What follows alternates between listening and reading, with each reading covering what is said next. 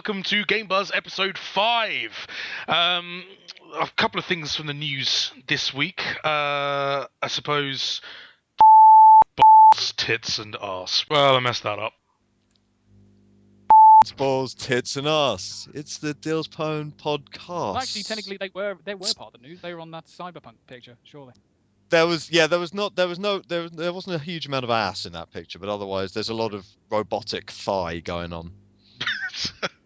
There's a lot of, that's quite a rich and challenging picture, isn't it, that one? The more I look at it, the more I... Which picture? The Cyberpunk lady kneeling down, but she's also a blade robot. There's a lot going on in that picture. There's a lot of sexy bladed, actually a robot, blood everywhere.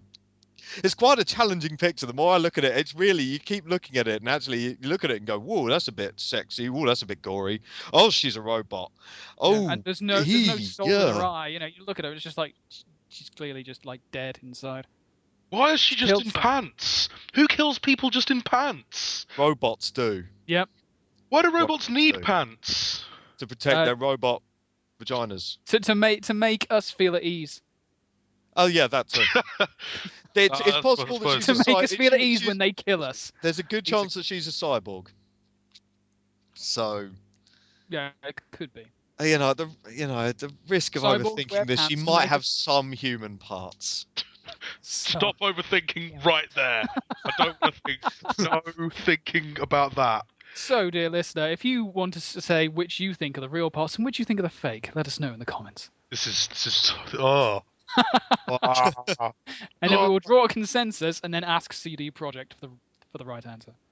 Which parts are human and which are interactable? Well, you can sort of see the seams. Yeah. I'm not looking that closely. No, Look at the seams. Check out the seams. So you see what I mean? It is quite a challenging picture and quite worrying. And I don't think we should look at it anymore. It's kind of creeping me. It's kind of creeping me out. Aren't there a few sort of lines where limbs could have been attached? No, exactly. The more you look at it, the more like fake and artificial bits there are, and the more obviously cyborg and/or robotic she is, and the more incredibly disturbing that image becomes. Kara gone really wrong. Yeah. Kara's bad day. Where she kills the scientist after. Kills everyone. Yeah. And her hair grows in the space of like 2 hours. Or it could be a wig for disguises. Yeah. Put on a wig, put on some pants, and then came storming back into the lab and killed him. Those arm things are really disgusting. They are, aren't they? They're really like Ghost in the Shell horror. Like the angle at which like the hands are bent. Ugh, blah, blah, stop looking at it.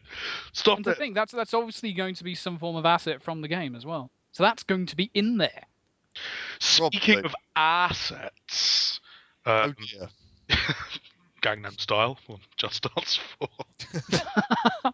Nice. So that's almost an acceptable segue. Almost. That's happening now. Yeah, now you two can grin insanely while looking at an ass. That gives us a legitimate opportunity to link to the video. It does. It really does. That was kind of a no-brainer though. I'm surprised Microsoft haven't jumped all over that in terms of Dance Central 3. Oh, it'd be so great in Dance Central. Although whether Kinect can handle how just unbelievably great it is, I have no idea. Because actually, doing it in Just Dance, actually what you're really doing in Just Dance is just wiggling your arm around a bit. Yeah. But Kinect will just be like, I can't do that dance. No one can do that dance. I can't do the one where you like put your hand on your hips and sort of waggle sideways waggle moonwalk. I can't work out how that's mechanically possible. I still can't actually get the gallop right. I mean the gallop is like you're right. The gallop's the easy bit, and I still can't get that. It's that sideways bit. He turns into a weird Newton's cradle and sort of random. It defies all laws of physics and dynamic laws of motion. He's the dance version of Sammo Hung. Yeah, he is. I've never seen anyone be such an amazing and simultaneously shit dancer ever before. It was only kind of a matter of... Like best ever wedding dancing dad. So yeah, Outstanding. you kind of you'd want it ideally on Connect rather than the Wii. Oh, to fully humiliate you. The thing is, though, doing that dance will pretty much wreck up your entire lounge. Plus side, it'll be the most fun ever. Oh, yeah, but like, yeah, I kind of want that. Alternatively, the thing is though, I listen to it every morning and dance along / try to dance along anyway, just to make me happy. So I do it anyway, without having to buy Just Dance 4. But Yeah, now I you think want to buy mainly- Just Dance 4 yeah, I was just so you gonna can be say, it's sort of- graded on it. Big selling point. Actually, yeah, that's a good point, Carl. Like now my Gangnam Style impressions can be judged. Yeah. Judged The whole by world to computer. see. Because that's what I want. I want to be judged. I want to be judged. Speaking of things we want, which we've been doing a lot of it over the last few weeks, like first-person shooters could be forgiven for expressing a desire for a new Stuart Black game, but he seems resolutely intent on sabotaging himself everywhere he goes, and he sort of expressed this in an interview with Games Industry Biz earlier this week, sort of going, well, I suppose the first question is, what the hell am I doing wrong?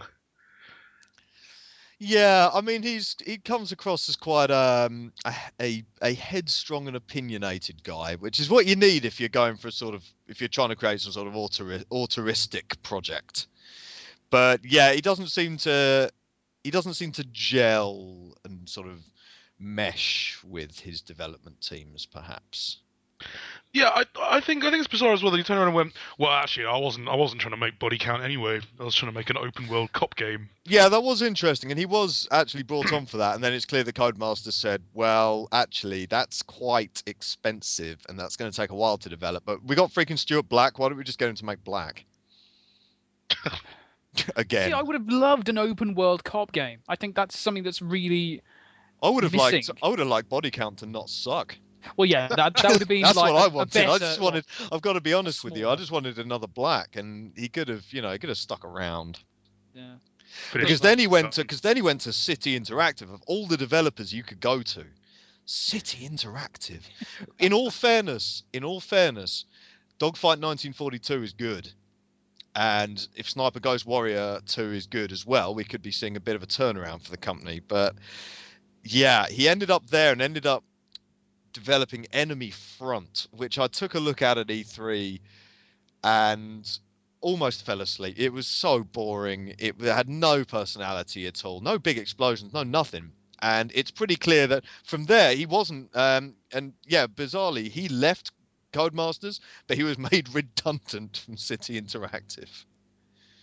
City Interactive. Yes. City Interactive didn't want him. The people who made freaking Sniper Ghost Warrior didn't want Stuart Black on staff. I don't really understand that. When is that game out? What, Enemy Front? No. Sniper Ghost Warrior 2. It's out next year now, isn't it? 'Cause Yeah, it was all over the place. Like, it was all over the summer sort of expos. Like it was originally slated for August, and then it got pushed back to October, and now it's into next year. It looks pretty though. CryEngine 3. Yeah, it does look very pretty, and they've said aren't going to be any of those terrible traditional FPS sections that ruined and mediocred the first one at every turn. Fiercely average, that first game. So they've learned a lot of lessons from that and from us panning it. It's good when people take feedback on board.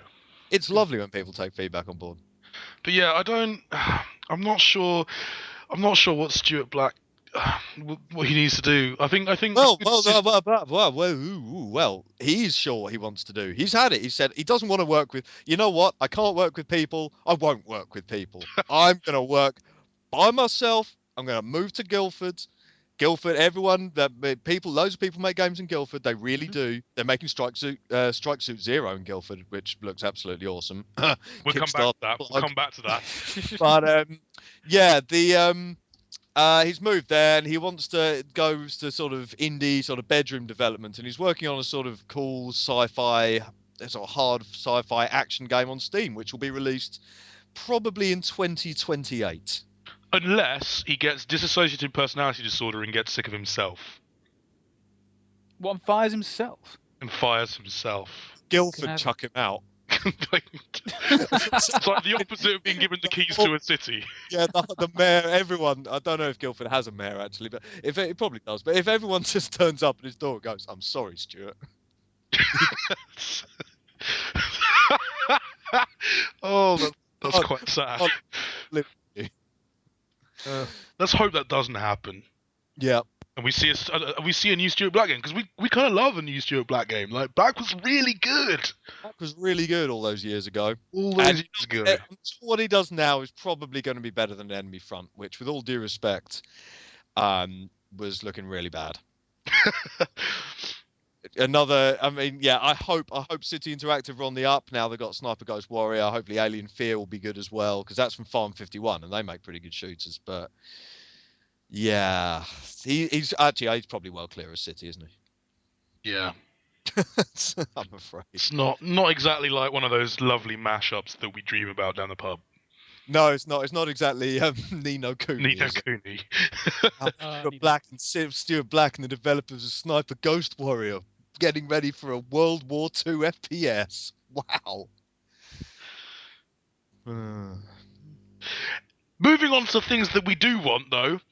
Sure. Dragon mounts in Skyrim.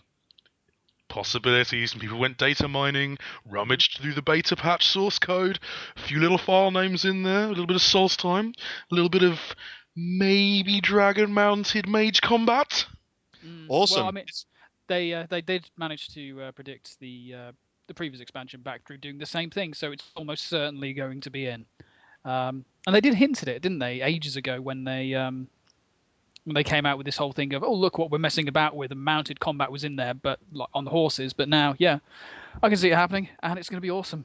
Throwing fire down as you throw down fire from your own dragon. That'd be cool. Yeah, it's probably about time that Skyrim actually got a good and not crap DLC pack anyway. So it'll be good if it's actually not love Half-Fire like the two. Well, Half-Fire is absolutely. Thing is, I find it hilarious that all these PS3 fanboys are wailing and moaning that they can't play Half-Fire and that terrible other one. What was the other one? Dawnguard. That's it. And I'm there thinking, yeah, so I got those, and I wish I didn't. Like, you are actively being prevented from wasting your money. Like, Half-Fire is completely pointless. Dawnguard, it's just a tiny little pointless content drop in a game that's almost infinitely big anyway. All you can do is change into a vampire lord, which you'll stop doing within 20 minutes because it's so freaking inconvenient. You keep bumping your head on doors and you can't pick up items. It's useless. And then, like, it costs so much. Yeah. 1,500 Microsoft points. At least it's better than Half-Fire, which is actually it makes horse armor look really freaking useful. It makes horse really? armor look like broken steel. See, I've heard different things about Hearthfire. Like, some people really like the fact that you can build your own little house, and you can already move into a house and decorate it the way you want. Yeah, but build what you want and have your own little thing and have, like, out of a very small selection of preset rooms. Yeah, but some people like it, and it's optional at isn't it like £3 or something like that? Yeah, it's too much. Yeah. Wait for the sale. Basically, Dealsbone top tip for this week is don't buy anything. Just, save up for dragon mounts, because that will be awesome if they don't fly backwards. That can happen. Upside down, backwards, or and when you land, suddenly. Yeah. Or launch you hundreds of feet into the air. To the point of a dragon in the wrong mount. direction. Oh, right. So long as you're still attached to the dragon, that'll be awesome. Yeah, no, you just get onto the dragon, and then the dragon stays where it is, and you're 100 feet in the air. Suddenly. Yep, that'll probably happen. Yeah. We'll probably get some people riding horses onto dragons soon as well. Stackable mounts. The celestial battle between flying horses and dragons. Hell yeah. So no, that is exciting. I hope that happens. That'll be wicked. Yeah, I just think it's kind of a no-brainer now. Like, it's something that if they make, like, if they build it, people will come. Well, you're Oh, probably quite excited anyway. yeah. I'm not sure I go that far. I didn't actually mean it like that. Yeah, sure. Not Mhm. Yeah. like ribbons, kind of. Uh-huh. Oh god, well that's getting cut. I'll definitely keep that in. We've had worse, Matt. We've had worse. Definitely. Why wouldn't you keep that in? Mhm. Definitely had worse. Yep. Oh dear. Other news this week. Team Ninja are affirming that consoles will be around forever. Or at least for a long while. Yeah. And yeah, it's hard to tell, isn't it? But I mean, the fact is, convergence is already happening. Personally, I can see console functionality being brought into other devices, whether it's a set-top box, or even a television itself, or a streaming tablet. We'll still do the exact same things we do on console, but to me, it's almost kind of immaterial whether or not there's a console there or not, so long as we keep playing games. Well, Sony have already developed a PlayStation television, haven't they? I think PS1, PS2. Do you mean that one that is literally a television that's basically welded to the top of a PS2? Yes. Oh god, yeah. Yo, dog, we heard you like playing PS2, so we put it in your TV, dog. What? It's one of those things that, like, you know, the Megatron from Peep Show where they just tape all the remotes together. It's basically that with a PlayStation 2 and a television. And that was fine. That's kind of fun. Outside the box. But yeah, I mean, we've had this conversation like before in sort of various ways, but I think people are always going to want convenience, and no matter how sort of easy it might be for us to hook up a PC to a TV, it's still not quite as convenient as just plugging in an Xbox. No, but streaming it from a tablet that you know how to use, or using a controller, or just doing it on your TV or through a set-top box will be even easier. This is true. But it's, you know what, as long as it works, then yeah. Exactly, so long as it works and we can still play games on a telly, I don't even like I don't mind whether or not we have a console there or not, so long as we can still do it. As long as we can still play games, I don't think it even matters. No, I think the definition of console might change over the coming decade or two. Sure. But I think because if we go into that sort of thing, then we're just talking buying through digital means. I mean, we won't have physical copies of games anymore, and so yeah, that will be a big change. I mean, I know it's already here, but for a lot of people, it still hasn't quite arrived at that point yet. So. Yeah, and I mean the way we play games, like that classic sat on a sofa in front of your TV with a controller in hand. That's not going anywhere anytime soon. No. In spite of Microsoft throwing money at Kinect, but I already got quite angry about that like earlier, like last week. So sure did. Got flamed. Yeah, you did. So yeah, we're not going to go into that now because we've done it so much before. Any other news that you guys want to bring up from this week? Yeah, I think following on from that console story, actually, yeah, I should probably talk about Suit Zero. Oh, yeah. Yeah, Suit Zero. I've been covering that for a while. It's from a small studio, Born Ready Games, and they've got the mech designer who did Appleseed and Infinite Space to design the mechs and the capital ships. Hello, but it's been looking good and it's been playing well, but they need a bit more time to finish it. So they started a Kickstarter campaign. I've kickstarted it. Yeah, I've done it now. You kicked that starter. I'm a big fan of mechs. I'm a big fan of Space Sims. Frankly, Chris Roberts has got enough money and will be getting enough money to do that to do Star Citizen without my help. Although that still hasn't stopped me. That still hasn't stopped me from trying to get some of those delicious rewards. Mind, this is one of those selfish Kickstarters for me. All about the sweets. Yes. But yeah, Suit Zero, that's happening. But more relevantly to the console story, this week, two retail developers who design games for home consoles have announced that they will no longer be doing that and will be repurposing and laying off employees in order to make mobile games going forward. Yes, because Lightbox was one. And and Nihilistic. The other. Yeah. I can understand Nihilistic though, because Burning Skies. Yeah, and Call of Duty Black Ops Declassified doesn't look much. It doesn't bode well the fact that they've gone for this change before the game has even come out. It's Yeah, like hell's going to be patching it. Exactly. If they thought their game was going to be amazing and brilliant and sell 1 billion trillion copies, although they can't do that because the Vita's install base is probably hilariously low. But if they thought it was going to be a good game, they surely wouldn't have changed focus completely. Yeah, I mean, on the bright side for them, they're going as a completely new company. Everyone's going ahead. No one's losing their job. Whereas Lightbox, it's a bit of a different story. They're losing something like 24 people, and they're going over, which is a shame because Starhawk's not a bad game. Starhawk's actually a really good game. Yeah, it wasn't a great game. Yeah, it's maybe not a great game, but it's really fun. It could be more fun. Yeah. But I think that's a real shame. It's a bit of a loss for Sony as well. Absolutely. Definitely. I mean, the thing was, when I finally got my hands on Starhawk, it was, like you say, it was very good, but there was just something that wasn't quite right. It was, I didn't have the same feeling of fun that I did have with Warhawk. I mean, it was still fun, but it wasn't quite the same. And I think that's obviously translated to the sales. Yeah, it's difficult. But we're gonna. I think. However, I just really hope this isn't the start of a mass exodus. But the middle. This is the thing. This is what we predicted last year, that the middle ground would slowly disappear, and it's happening. But it's not that the middle ground is disappearing. It's that it's changing and other stuff is taking its place. The mobile gaming, indie gaming, that sort of thing is aggressively becoming the new AA. And we're going to see a bigger divide, I think.